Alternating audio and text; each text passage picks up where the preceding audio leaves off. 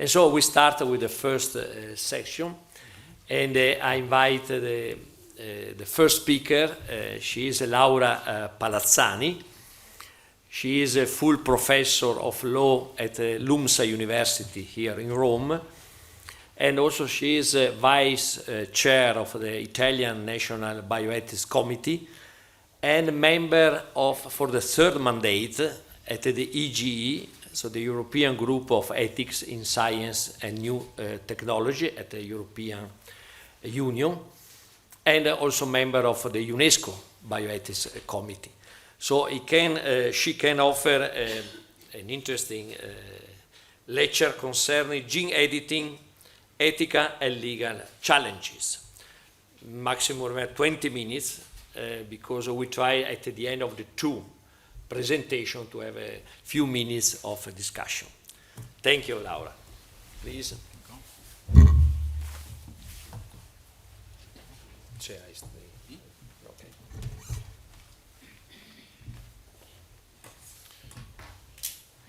Sì.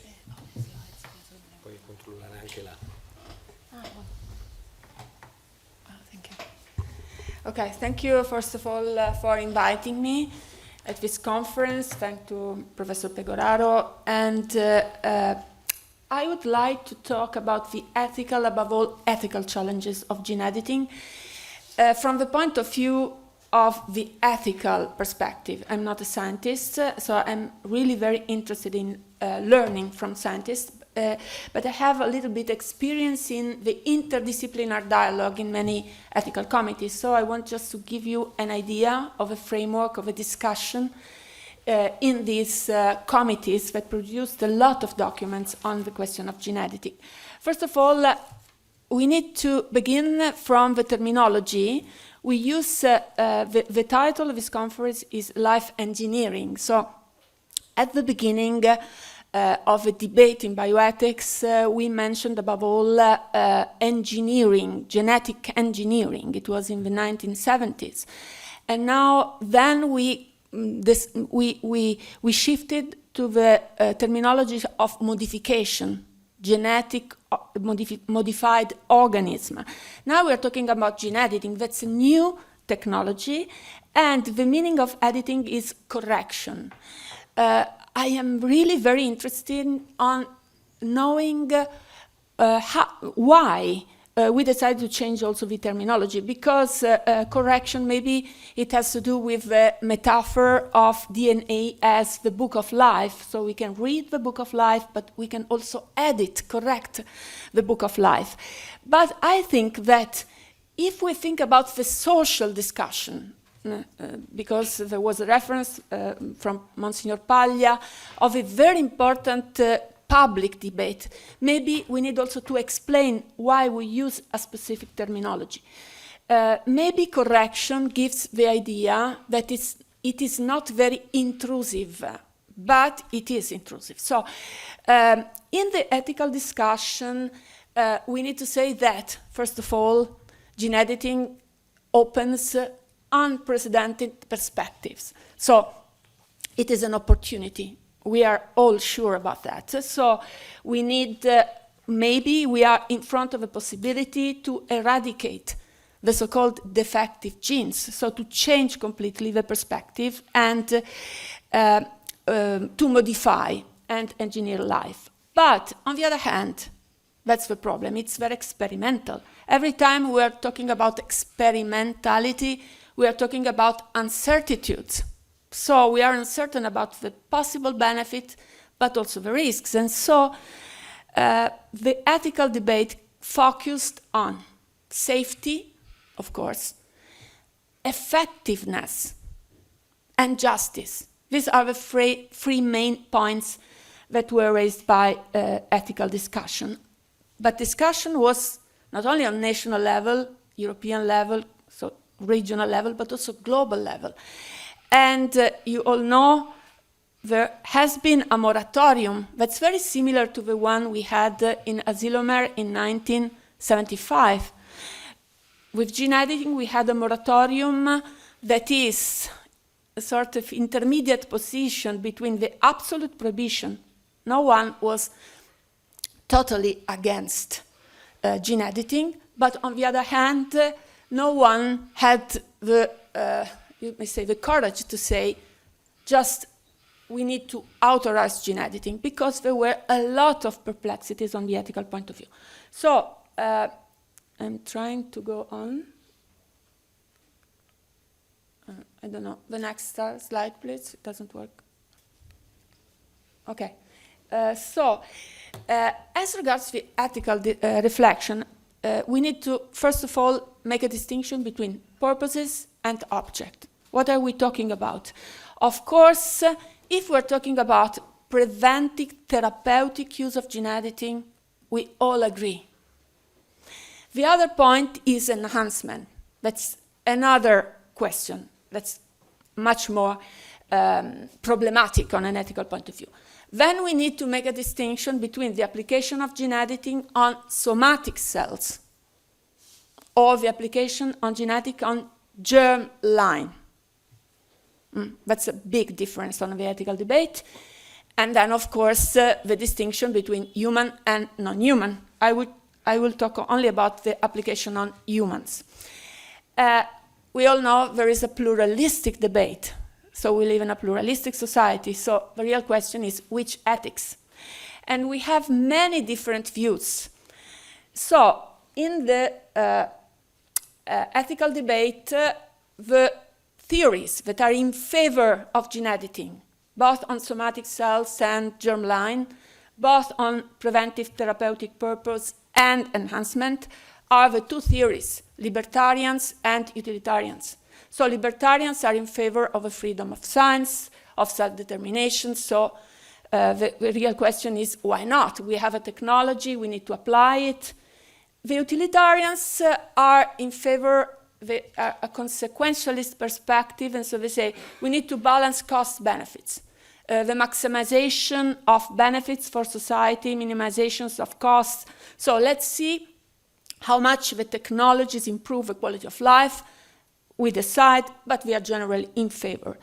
And above all, Harris, Savulescu are the main experts in ethics that are in favor of this technology, and above all, they are in favor of enhancement, saying that we are in front of really a new opportunity, they say, of artificial acceleration of evolution.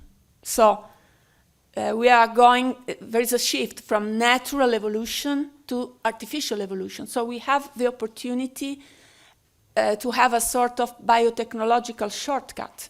So we can reach maybe the perfection thanks to these new technologies. And so we have a duty to use, a sort of evolutive duty to use it. And Harris mentions the so-called procreative beneficence. So the idea that parents using gene editing on embryos, they can just decide which are the best characteristics, and so they want to produce the best possible child. But there are many objections to these two theories that are in favor of gene editing on all the different applications.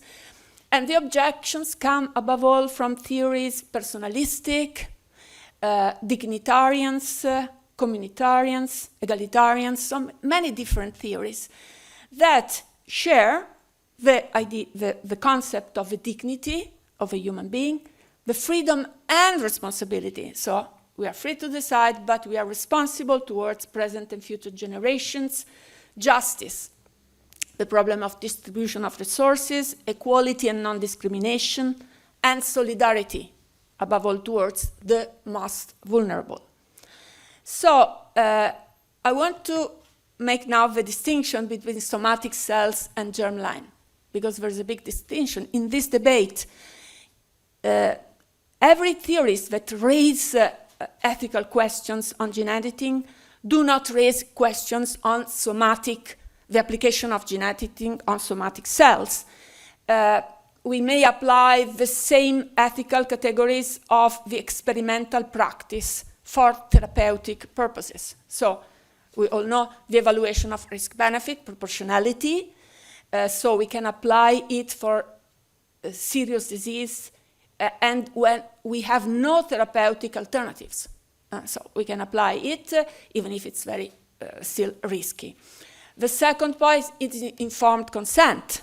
We need to inform the patient or the parents of a child about the risks of these new technologies. We need a monitoring of the ethics committee, specialized also in gene editing on somatic cells.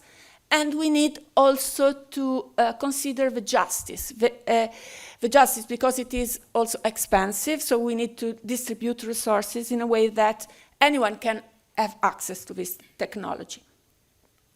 The real problem is the application on germline, gene editing germline, above all, if we consider the application of gene editing on gametes used for fertilization, of course, and human embryos that we intended to implant. That is the point. So, of course, we need to consider the risks of gene editing for the fetus, the embryo, the fetuses, the unborn child, and the future child. These are the main points raised generally. First one, the lack of safety. At least we need to experiment, maybe on animals, but there are a lot of risks of not correcting. To edit means correct. Of course, we all agree about correction, but the risk is to induce unintentional modification, and that is the main ethical question, and the impossibility to verify its effectiveness. That's the other point, because of course we need to let the fetus, the embryo fetus, be born, and then monitor on a transgenerational level what will be the effects, and if really gene editing is effective. The second point, there are alternatives. So we may have, of course, they are ethically problematic, but there are alternatives to gene editing on germline, on embryos, for example.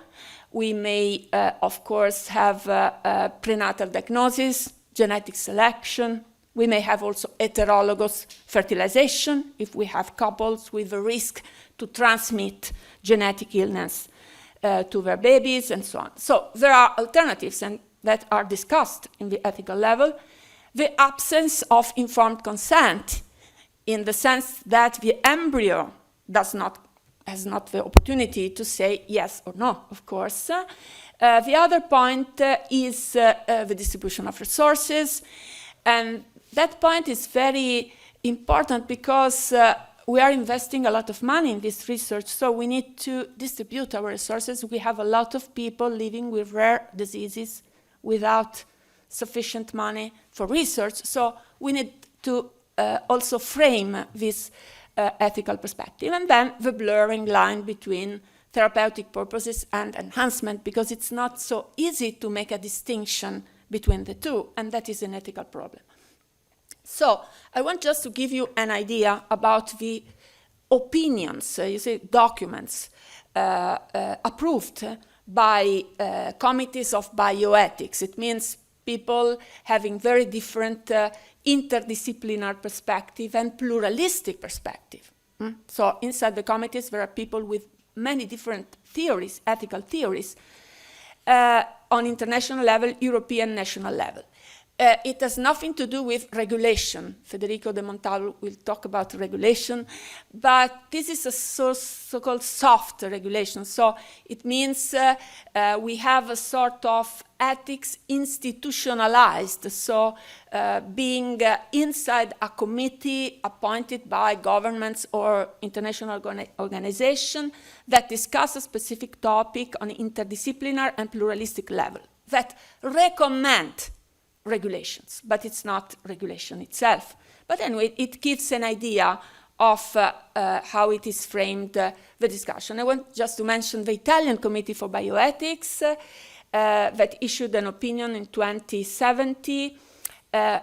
Inside the committee, there are many utilitarians and libertarians. So it is, we reached a consensus in favor of animal testing, and it was difficult to reach because there were animalists inside but that is in favor of animal testing, increased research on human somatic cells. Everyone was agreed about that. And we agreed to say that it is illicit to experiment on gametes intended for conception and human embryos intended for implantation. So we agreed on the moratorium. And there were very opposing views on the experimentation on in vitro embryos, non-intended for conception. This is why, because of course, you know, there is a different status of the embryo according to the different perspective, but it was not only about the status of the embryo, but it was about the fact that it was not useful to experiment on in vitro embryos if you don't implant it, the embryo. It is not useful for gene editing, at least. We cannot experiment at gene editing. Maybe we can reach some other kind of knowledges, but not on gene editing. The European Group on Ethics in Science and New Technologies, we issued a statement in 2016. There was Marie-Jo Thiel also discussing this statement, but at the beginning we wanted to write an opinion, but we couldn't because there was a lot of conflicts inside, let's say. And then we decided to, so it was a statement, so it means one page, no more than that, saying very, very general ethical view. And then we issued an opinion just last year, the 2021. What the main points? First of all, we asked to activate a global mechanism that ensures that germline gene editing is not prematurely applied clinically. So just monitor the application of germline gene editing, and we asked at least only for treatment of serious diseases not curable or preventable. And we identified to limit them to the monofactorial diseases, so where the correction is maybe more precise.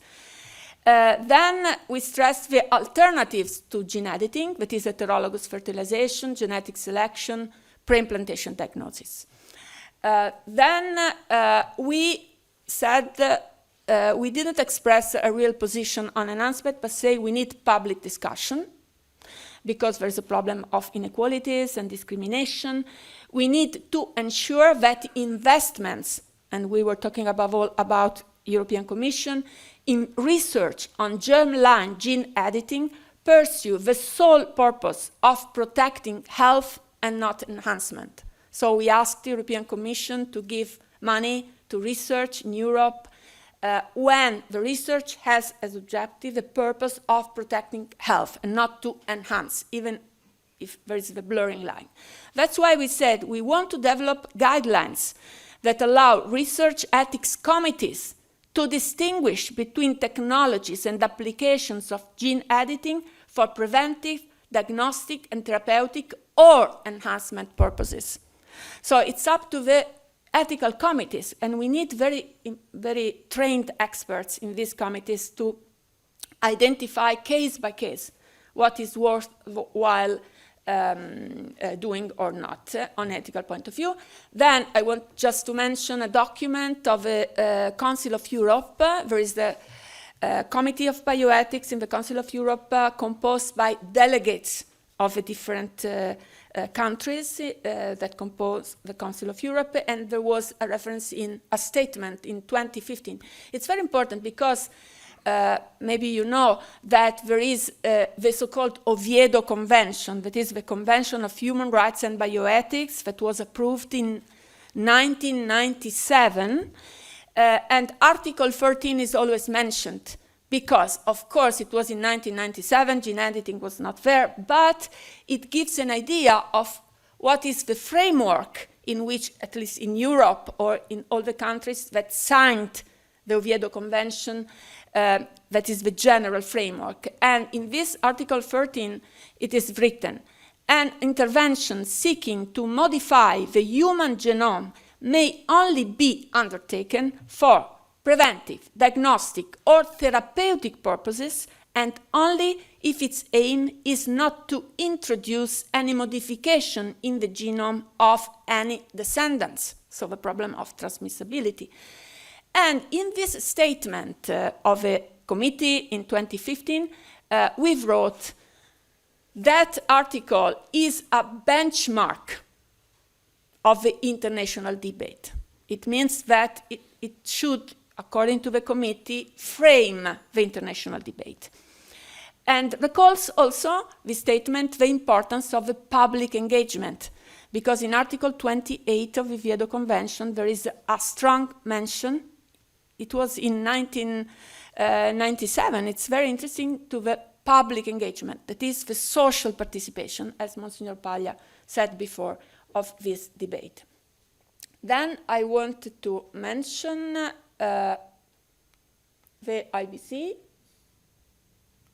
I have some problem.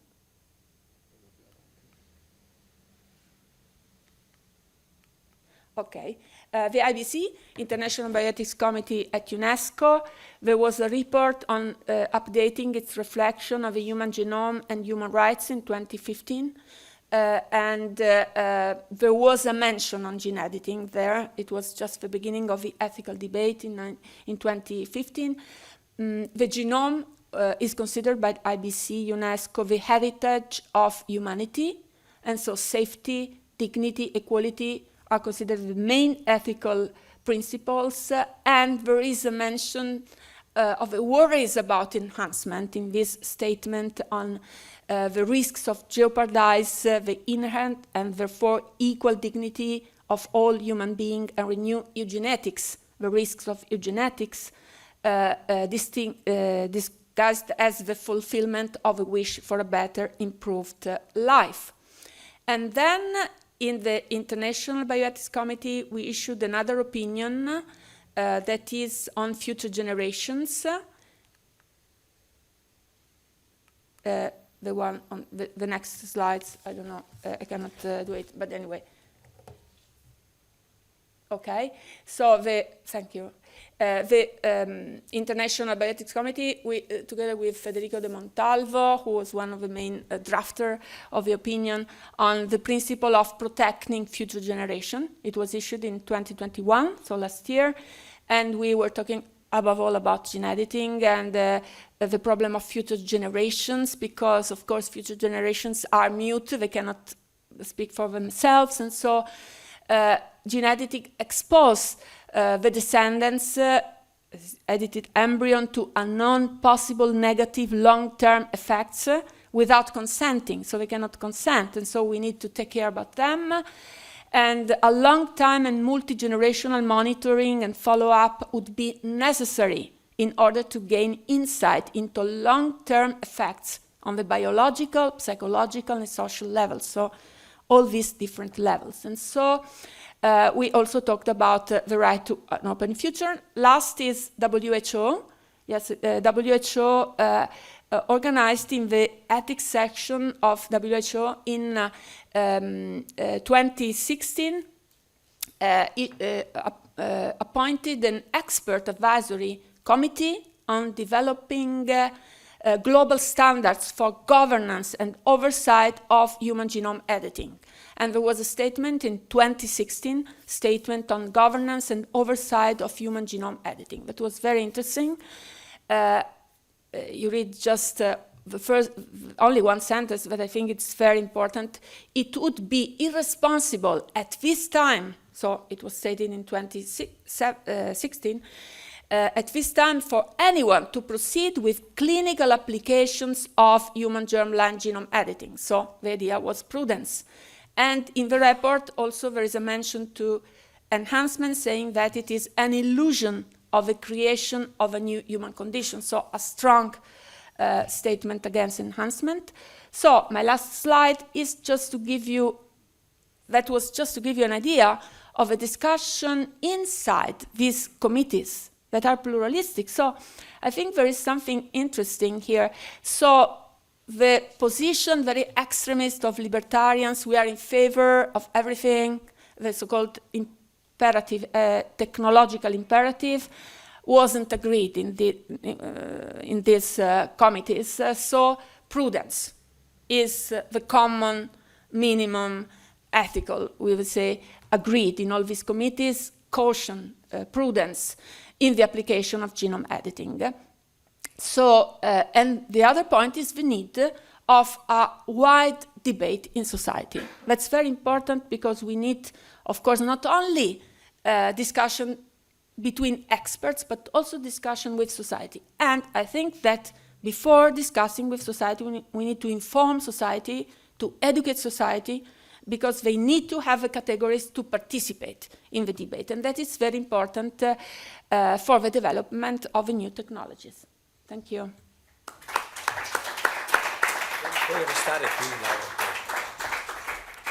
Thank you, Professor Palazzani, of this really international perspective concerning the ethical debates and the role of institutions and ethics committees in this area. We have a limited time for some questions or remarks. Please, Alberto Tozzi and Alexander, also tell me if there are some chats. Okay. Thank you. Please. Good morning. Thank you for the wonderful presentations, very instructive, and also a lot of insights. Two points, one for Laura and the other one for both. Okay. The first one is enhancement.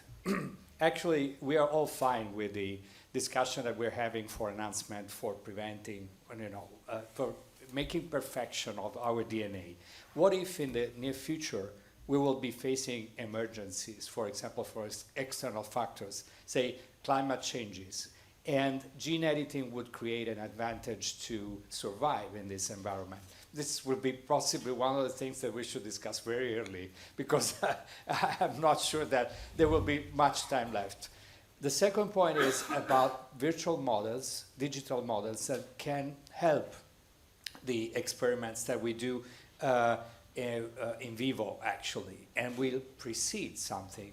There's a lot of progress in this field, and I feel like you will be with me understanding that if this would be one possibility to prevent some harms or while making real experiments in vivo, that would be really important. But actually, we're not investing that much. The field is very immature yet, and I would like to hear your impression about the potential investments in this field. Thanks. Thank you.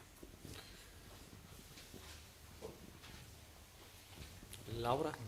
So, thank you, Alberto, for these two questions. I try to answer to the first one.